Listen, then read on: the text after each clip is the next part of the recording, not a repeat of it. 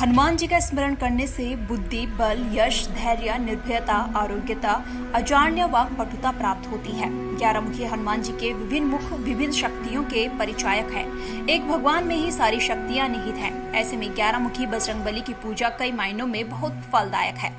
हनुमान जी की शक्तियां जब 11 मुखी हनुमान जी के साथ जुड़ती हैं तो ये चमत्कारी रूप से और बढ़ जाती हैं।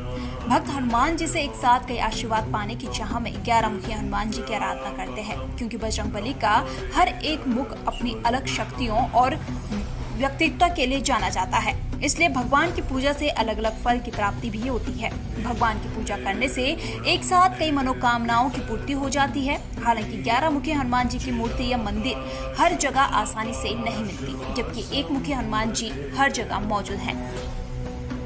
एक मुखी के बाद पंचमुखी हनुमान जी के मंदिर होते हैं, लेकिन ये मंदिर भी कम ही मिलते हैं। ऐसे में यह समझा जा सकता है कि 11 मुखी हनुमान जी की पूजा कितनी विशेष होगी। आइए आज भगवान के इन मुखों से उनकी शक्ति और व्यक्तित्व के बारे में जानें। यह मंदिर देहरादून के जामुनवाला में स्थित है। दोस्तों, अभी हम जा रहे हैं 11 मुखी हनुमान मंदिर की ओर। तो अभी हम खड़े हैं यहाँ पे जामुनवाला, जो आप मेरे बगल वाली रोड देख रहे होंगे। ये चली जाएगी प्रेम नगर साइड, और इस साइड अगर हम जाएंगे तो सीधा हम मंदिर पे ही पहुँचेंगे, क्योंकि ये रास्ता हमें पकड़ना है, इसे हमें छोड़ना नहीं है। और सीधा लास्ट में जाके जो है हमारी 11 मुखी हनुमान जी का मंदिर हमको देखने को मिलेगा। आपको कंफ्यूज नहीं होना है, यहाँ पे बोर्ड लगा हुआ है, आप बोर्ड भी देख सकते हैं, और बगल में ही रोड जा रही है। बाबा भवानीगिरी महाराज बताते हैं कि संतोषी माता मंदिर टपकेश्वर के संस्थापक और जामुनवाला के 11 मुखी हनुमान मंदिर के संस्थापक हैं। यह मंदिर विश्व में दुर्लभ और अलौकिक मंदिर है, जो प्रकृति के सुंदर वादियों के बीच स्थित है। इस मंदिर की स्थापना 2007 में बाबा भवानीगिरी महाराज ने की थी। महाराज जी बताते हैं कि किसी समय उन्होंने यहाँ का अद्भुत दृश्य देखा था। उनके मन में आया कि यहाँ पर एक बहुत ही अच्छा मंदिर का निर्माण होना चाहिए, जो कहीं न हो। जब उन्हें 1995 में पता चला कि 11 मुख हनुमान जी हुए हैं, तभी उनके मन में संकल्प आया कि यदि 11 मुख हनुमान जी कभी आवर्तन हुए तो उनका मंदिर भारत में क्यों नहीं है। बाबा भवानीगिरी महाराज ने विस्तार से 11 मुखी हनुमान जी की जानकारी ली। जिन संत के द्वारा पता चला था कि 11 मुख हनुमान जी हुए हैं, वह संत भी बड़े अद्भुत थे। वे 135 साल के थे और 55 साल से अन्न नहीं खाते थे। महाराज जी को उनसे पता चला कि 11 मुख, 7 मुख और 5 मुख हनुमान जी भी होते हैं और हुए हैं। महाराज जी ने उस पुस्तिका के बारे में जानकारी ली जिसमें इसका विवरण मिलता है। संत ने उन्हें बताया कि हनुमत रहस्यम नामक ग्रंथ में इसका विस्तार से विवरण मिलता है। महाराज जी ने आगे बताया कि हनुमान जी की 11 मुख प्रतिमा जब एक बार बनाई गई तो वह खंडित हो गई थी। फिर जब हनुमान जी की प्रतिमा दोबारा बनाई गई, तब उसे प्रतिमा के अंदर 1 लाख से ज़्यादा राम राम की पर्जियों डाली गई। तब जाकर 11 मुख हनुमान जी की प्रतिमा प्राण प्रतिष्ठित की गई। इस मंदिर में हनुमान जी के 11 मुख हैं, जो अलग अलग दिशाओं में हैं। इन मुखों का अलग अलग अर्थ है। जैसे दक्षिण मुखी मुख बल और शक्ति का प्रतीक है। पूर्व मुखी मुख ज्ञान और बुद्धि का प्रतीक है। उत्तर मुखी मुख शीतलता और शांति का प्रतीक है। पश्चिम मुखी मुख पराक्रम और साहस का प्रतीक है। यह मंदिर हिंदू धर्म के लिए एक महत्वपूर्ण धार्मिक स्थल है। यहाँ पर दूर दूर से श्रद्धालु आते हैं और हनुमान जी की पूजा अर्चना करते हैं। जय श्री राम। मैं बाबा भवानीगिरी महाराज, संस्थापक संतोषी माता मंदिर टपकेश्वर एवं संस्थापक 11 मुखी हनुमान मंदिर जामुनवाला, जहाँ पर हम बैठे हैं। जहाँ तक 11 मुखी हनुमान जी की बात है, ये विश्व में बिरला ही अलौकिक मंदिर है।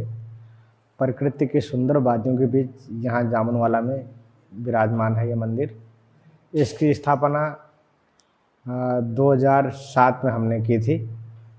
किसी समय यहाँ का अद्भुत दृश्य हमने देखा तो हमारे मन में आया कि यहाँ पर एक बहुत ही अच्छा मंदिर का निर्माण होना चाहिए, जो कहीं ना हो।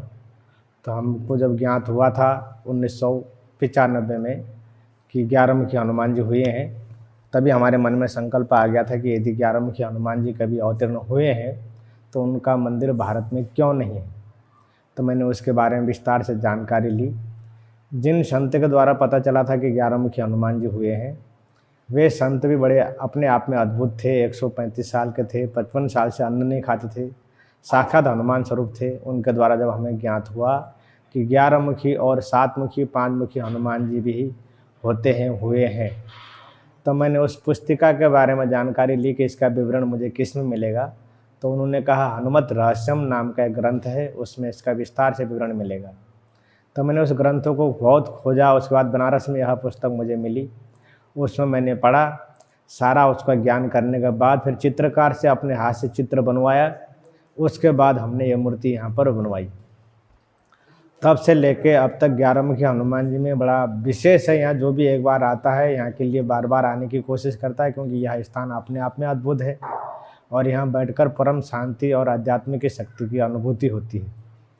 दूसरी बात यह है कि विचित्र 11 मुखी हनुमान जी किस समय और कब उन्होंने अवतार लिया था। तो इसका वृत्तांत इस प्रकार से आता है कि नारद जी के मन में एक बार एक बात उठी कि राम जी बड़े या राम का नाम बड़ा। इस बात को जानने के लिए नारद जी के मन में एक उत्कंठा हुई और उनने एक खेल, एक लीला रचा। भगवान राम की सभा में एक सभा लगी हुई थी, सारे ऋषि मुनि राजा महाराजा आए हुए थे। वहाँ पर एक राजा मुकुंद नाम का एक राजकुमार था। उसको नारद जी ने भड़का दिया कि हे राजन, किसी भी राजपूत को राजपूत के आगे झुकना नहीं चाहिए। विश्वामित्र राजपूत हैं, वो ऋषि कहलाने योग्य नहीं है, उनका सम्मान नहीं होना चाहिए। इस तरीके से कुछ दिग्भ्रमित कर दिया गया उस राजकुमार मुकुंद को। तो उसकी हम नारद जी की बातों में आके राजकुमार ने राम जी की सभा में मुनिवर का अपमान कर दिया, सबको प्रणाम किया और उनको प्रणाम नहीं किया। इस बात से खिन्न होकर मुनि को बड़ा कोप हुआ। सभा समाप्त होने के बाद राम जी से कहा, हे राम, तुमने कभी कहा था मुझे गुरु दक्षिणा के लिए, मैंने बोला था कि समय आने पर यह दक्षिणा लूँगा, आज वो समय आ चुका है। राम जी हाथ जोड़कर कहने लगे कि हे महाराज, धन्य हैं आज आप हमसे सेवा ले रहे हैं, मैं धन्य हुआ आज कि क्या सेवा करनी है बताइए, आप आदेश कीजिए, मैं क्या करूं आपके लिए। तो विश्वामित्र ने कहा कि तुम्हारी सभा में एक राजकुमार मुकुंद ने मेरा अपमान किया है घोर, मुझे उसका मस्तक से सिर चाहिए। तो राम जी ने कहा पर वो अवश्य पूरा किया जाएगा।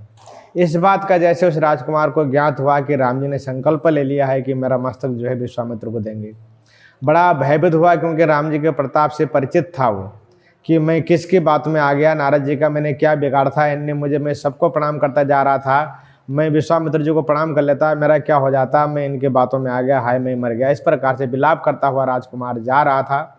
तो मार्ग में नारद जी मिल गए, नारायण नारायण करते हुए नारद जी से कहा उस राजकुमार ने कि मैंने आपका क्या बिगाड़ा था जो आपने इस तरीके से मेरे साथ किया। राम जी ने संकल्प लिया है मुझे मारने का, मुझे बचाने वाला कोई नहीं है। ऐसा कहने पर नारद जी ने कहा तुम चिंता मत करो, आपको हम बचाएंगे, आप हमारे साथ चलो। नारद जी उस राजकुमार को ले जाकर गए कहीं बहुत दूर दरार क्षेत्र में, एक महिला पर्वत शिखर में बैठी हुई थी, अति सुंदर महिला थी। उनके चरण पकड़ने को कहा कि तब तक नहीं छोड़ना जब तक आपको बचाने का वचन न दे दे महिला। वो राजकुमार मुकुंद गया और उस महिला का पैर पकड़ ली कि माता बचाओ बचाओ बचाओ। तो माता ने कहा बात तो बताओ, विषय तो बचाओ, किससे बचाना है, क्या बचाना है। बोले मेरा कोई प्रबल शत्रु मेरे पीछे पड़ गया है और हमने सुना है कि आपका बलवान पुत्र हैं, वो हमारी रक्षा कर सकते हैं, इसलिए मैं आपकी शरण में आया हूँ। वह माता अंजनी थी, उनको हनुमान जी अपने पुत्र के ऊपर पूरा भरोसा था कि बड़े बलवान हैं, तो उन्होंने बचाने का जैसे वचन दे दिया वैसे उन्होंने हनुमान जी का आह्वान किया। हनुमान जी वहाँ पर पधारे। हनुमान जी ने कहा माता क्या आदेश है, क्या सेवा है, आपने मुझे याद किया। माता अंजनी ने कहा हे पुत्र, इस राजकुमार का कोई बलवान शत्रु इसके पीछे पड़ गया है, इसको जीवन दान करना है, इसको बचाना है इसके शत्रु से। हनुमान जी बड़े खुश हुए कि आज पहली बार माता ने कोई सेवा का मौका दिया। हनुमान जी सुरक्षित स्थान पर उसको ले जा रहे थे और उसके राज्य में सुरक्षित करके उसका राज्य को किलन करना चाहते थे कि कोई भी शत्रु बिना हनुमान जी की मर्जी का अंदर ना आ सके। तब तक रास्ते में राम जी आ गए, सावधान राजकुमार बोल के। तो राम जी को सामने शस्त्र लिए हुए देखकर हनुमान जी बड़े आश्चर्यचकित हो गए कि बलवान शत्रु जो है इस राजकुमार का शायद भगवान राम ही हैं। हनुमान जी ने हाथ जोड़ा, प्रभु कि इसको तो बचाने का मेरी माता ने वचन दे दिया है, आप इसे क्षमा कीजिए। राम जी ने कहा हे हनुमान जी, ये मेरा अपराधी होता तो मैं क्षमा कर देता आपके कहने पे, और लेकिन ये गुरु विश्वामित्र का अपराधी है और उनको मैंने वचन दे दिया है। और आपको पता है कि हमारे कुल में वचन का क्या महत्व है, प्राण जाए पर वचन न जाए, रघुकुल रीत सदा चली आए। अब मेरे लिए बाध्यता हो जाएगी कि इसका सिर गुरु विश्वामित्र के चरण में देना है। तत्पश्चात क्या हुआ कि राम जी ने कहा कि अब हनुमान जी बड़े धर्म संकट में पड़ गए कि क्या करें, गुरु की और क्या नाम माता की ओर जाएं कि भगवान राम की इष्ट की ओर जाएं किसका साथ करें।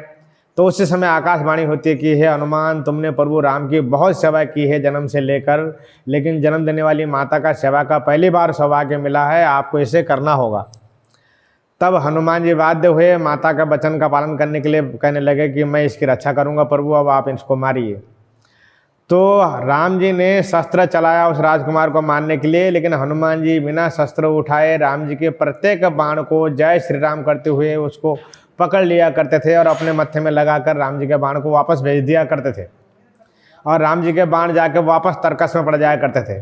करते करते राम जी बहुत क्रोधित हुए, उन्होंने अपना 10 अवतार धारण किया, जो 10 रूप थे, कृष्ण, भगवान परशुराम, है ना, आदि आदि जो भगवान विष्णु के 10 अवतार थे, वो 10 अवतार धारण करके 10 दिशा से उस राजा को मारने के लिए घेर लिया गया। 10 दिशा से बाणों की बरसात हुई, दिव्य अस्त्रों की बरसात हुई, परंतु हनुमान जी भी उन्हीं के शिष्य थे, भक्त थे। तो हनुमान जी ने अपने 11 रूप धारण कर लिए, 11 रुद्र का रूप धारण करके राजा को चारों दिशाओं से घेर के बीच में राजा को बैठाकर उसके सिर पे भी जो है घोड़े का रूप धारण ऊपर खड़े हो गए है ग्रीव के रूप में। 10 दिशाओं से आने वाले बाणों को भगवान राम जी के वो पकड़ पकड़ कर जय श्री राम करके वापस करने लगे। यह बहुत समय तक चलता रहा। राम जी बहुत क्रोधित हुए और राम जी ने उसको मारने के लिए ब्रह्मास्त्र का इस्तेमाल करना चाहा, तो चारों दिशाओं में, तीनों लोगों में हाहाकार मच गया कि सृष्टि का सर्वनाश हो जाएगा। हनुमान जी उस राजकुमार को अपने पेट में, मुंह के अंदर निगल जाएंगे, पेट में ले जाएंगे, क्योंकि हनुमान जी को ब्रह्मास्त्र नहीं लगने वाला है, क्योंकि ब्रह्मा जी का वचन है कि हनुमान जी को ब्रह्मास्त्र भी कुछ नहीं करेगा, लेकिन सृष्टि का नाश हो जाएगा कि भाई राम जी को रोका जाए। तो सारे देवताओं ने, ऋषियों ने बात किया कि राम जी नहीं रुकने वाले हैं जब तक विश्वामित्र उस राजकुमार को क्षमा न कर दे। सारे लोग गए विश्वामित्र जी के पास, उनको मनाया, समझाया, उनको सम्मान के साथ रणभूमि में लेके आए। विश्वामित्र जी को कहा गया है कि आप इनको जीवन दान दीजिए। तो विश्वामित्र जी ने जगत कल्याण की कामना को रखते हुए उस राजकुमार को जीवन दान दिया। तो उस समय फिर राम जी शांत हुए। तो सारे देवताओं ने, ऋषि मुनियों ने हनुमान जी को उस समय वरदान दिया कि हनुमान जी, आपका 11 मुखी जो रूप है ये कलयुग में अति प्रसिद्ध होगा, सर्वशक्तिमान रूप है आपका। अखिल ब्रह्मांड की समस्त शक्तियों का पूजा का जो फल है केवल 11 मुखी हनुमान जी को पूजने पर मात्र मिल जाया करेगा, और आपकी पूजा विशेष होगी, आपकी महिमा विशेष होगी, आपकी शक्ति विशेष होगी। ऐसा सब ने वरदान करके सारे देवता ऋषि मुनि अपने अपने धाम चले गए। तब वो 11 रूप वाले जो हनुमान जी से इकट्ठा होकर 11 मुख के रूप में परिवर्तित हो गए। तब से 11 मुखी की महिमा चल रही है, जो अभी पूरे भारत में 1, 2 या 3 जगह इनका स्थान है, वो भी उतना प्रसिद्ध रूप से नहीं है, लेकिन यह स्थान एक ऐसा है अति भव्य दिव्य। आप स्वयं देख रहे होंगे, इसका व्यू देख रहे होंगे, इसका दृश्य देख रहे होंगे। नदी का किनारा है, और आज से 100 साल पहले यहाँ मानक सिद्ध बाबा है, सिद्ध देहरादून के 4 सिद्धों में से। वो मानक सिद्ध बाबा कभी टपकेश्वर में दर्शन करने के बाद, टपकेश्वर दर्शन करने के बाद वापस इसी रास्ते से जाया करते थे और यहाँ पर विश्राम किया करते थे। तो उन्होंने पहले भविष्यवाणी कर दी थी कि कालांतर में यहाँ पर एक हनुमान जी का दिव्य धाम बनेगा। सो प्रभु की कृपा से सौभाग्य मुझे प्राप्त हुआ। मैंने यहाँ 45 दिन तक भूखे प्यासे रह के 4 आलू चूल्हे में सेक के खाता था, रात भर दिन भर हनुमान चालीसा पढ़ता था। फिर हनुमान जी की कृपा प्राप्त हुई और बिना पैसे के, बिना व्यवस्था के सुंदर धाम बना है, और लगता है कि आगे और अब इसकी भव्यता दिव्यता बढ़ती जाएगी।